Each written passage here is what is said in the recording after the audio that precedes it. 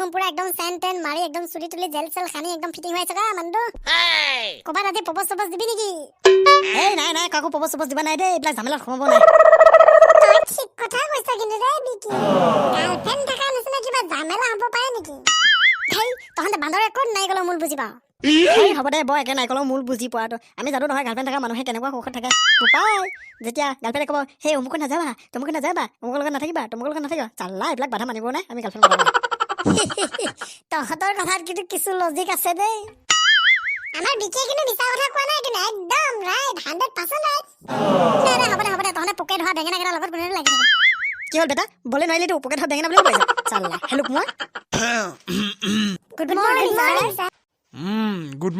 Good morning পিছে তহঁতে homework কৰিছনে কৰিছো বাৰু ঠিক আছে অভি তোমাক কালি কি দিছিলো হিন্দীত আজি মোৰ লগত টকিং কৰা কথা আছিল নহয় জানো ভালদৰে শিকি আহিছানে পাৰিবানে বাৰু ছাৰ পাৰিম মই একদম শিকি আহিছো ছাৰ সম্পূৰ্ণকে ভালকে শিকি আহিছো বাৰু ঠিক আছে আৰু মিঞ্জু তোমাক কি দিছিলো বাক্য ৰচনা কৰিব দিছিলো নহয় জানো কৰি আনিছানে হে ছাৰ কিয় নকৰিম আপুনি কৰিব দিয়া কাম আৰু মই নকৰিম নে কৰিছো ছাৰ ভালদৰে কৰিছো আৰু চাবচোন মই কি কৰি আনিছো বাৰু ঠিক আছে বাৰু আৰু বিকি তোমাক কি দিছিলো গাঁওখনৰ বিষয়ে লিখিব দিছিলো নহয় জানো লিখি আনিছানে নাই কৰিছানে নাই হোমৱৰ্ক কৰিছো ছাৰ ময়ো কৰি আনিছো হেই প্ৰকাশ তোক একো কৰিব দিয়া নাই নেকি মনে বহি আছ যে তোক একো কৰিব দিয়া নাই নেকি সেই দিছিয় গৌ ওপৰত মোৰ ৰচনা লিখিব দিছিলে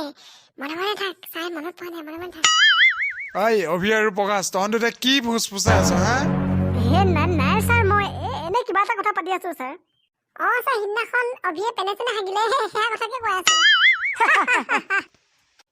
কি অভিয়ে পেনে হাগিলে চোৰৰ বাচ্চা তই এনেকে ক'লি মোক মুখৰ পৰা ওলাই গ'লে ছাৰ আপুনি এই প্ৰকাশক জানো আপুনি গৰুৰ বিষয়ে ৰচনা কৰিব দিয়া নাছিলে তাৰ পাহৰি গ'ল বোলে ভাবি আছে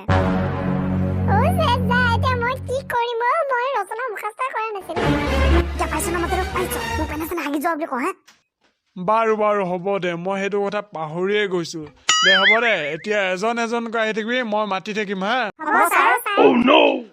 প্ৰথমে অভিয়া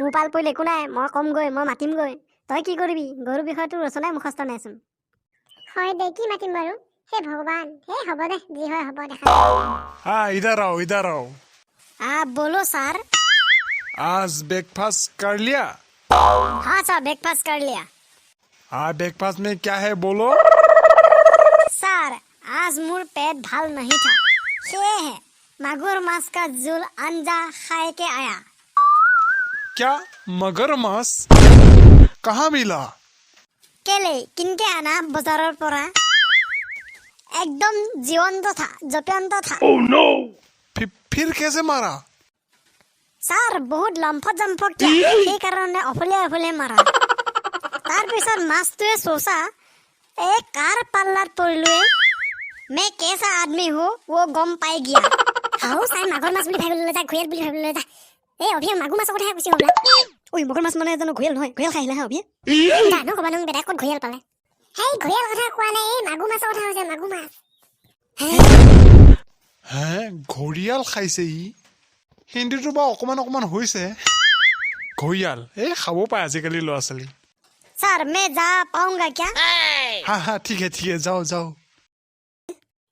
তো মাগুৰ মাছটো কৈছ মগৰ মাছ ঘৰিয়াল বনাই দিলে কা মই কি জানো ক'ব লাগে আৰু কৈছো মই সেইকাৰণে মাগুৰ মাছ বুলি কৈছো মইনো কি জানো ঘৰিয়ালক যে মগৰ মাছ কয় মিঞ্জু তই যা তোৰ পাল পৰিল যাম দে বেষ্ট অফ লাক এটা দে হ'ব দে বেষ্ট অফ লাক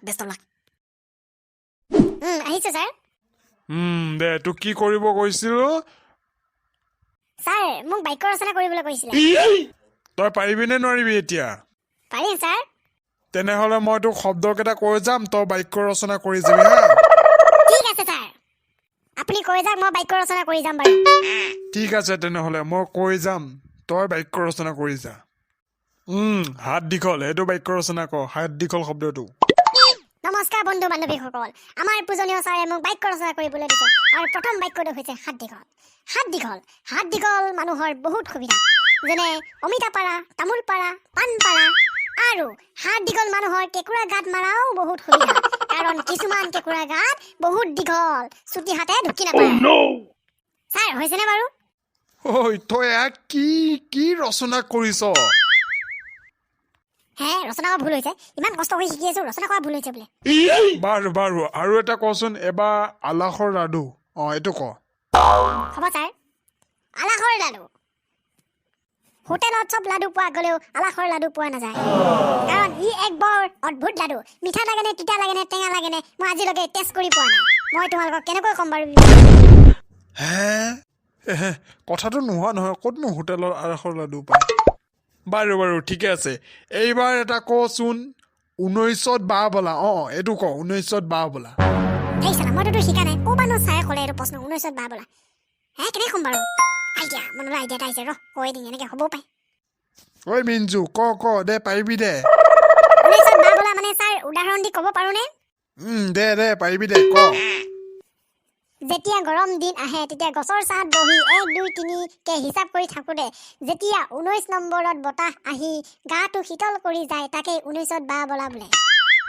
বাপৰে, মিঞ্জুৱে বৰ বেলেগ ৰচনা কৰিছে দেই।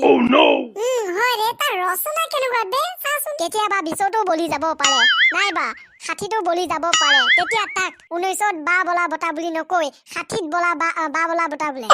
হৈছেনে ছাৰ? তই ইয়াৰ পৰা যা। কিয় ছাৰ? মোৰ কি ৰচনা কৰা হোৱা নাই নেকি? হাই চুপ, তোক যা বুলি কৈছ নহয়, যা ইয়াৰ পৰা।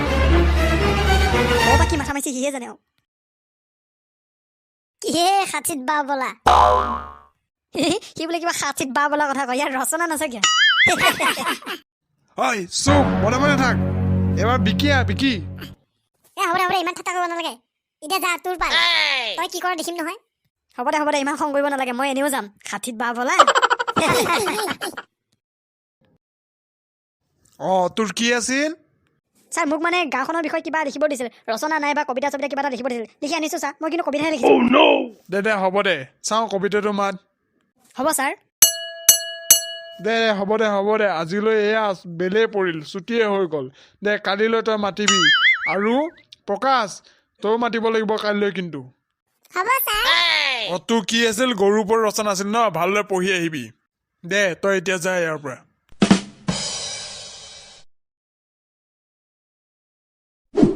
সেই বন্ধু বান্ধৱীসকল, তোমালোকে যদি ভিডিঅ'টো চাই ভাল পালা, তেনেহ'লে ভিডিঅ'টো লাইক কৰি দিবা, আৰু তোমালোকৰ বন্ধু বান্ধৱীলৈ এই ভিডিঅ'টো শ্বেয়াৰ কৰিবলৈ নাপাহৰিবা। যদি কোনোবা মোৰ চেনেললৈ নতুনকৈ আহিছে, তেনেহ'লে চেনেলটো ছাবস্ক্ৰাইব কৰি থৈ কাষতে থকা বেল আইকনটো প্ৰেছ কৰি থবা, তেতিয়া মই দিয়া প্ৰতিটো ভিডিঅ' আপডেট পাই থাকিবা। দেখিছানে বন্ধু বান্ধৱীসকল, ছুটি হোৱাৰ লগে লগে মোক ইহঁতে এৰি থৈ গ'লেই। ঐ তহঁতে এৰি থৈ মোক ক'ত গৈছ? মই যাব আছে। সি কথা এটা থাকি গ'ল। আকৌ এটা নতুন ভিডিঅ'ৰে লগ পোৱাৰ প্ৰতিশ্ৰুতিৰে আজিলৈ এৰিছোঁ। Bye bye.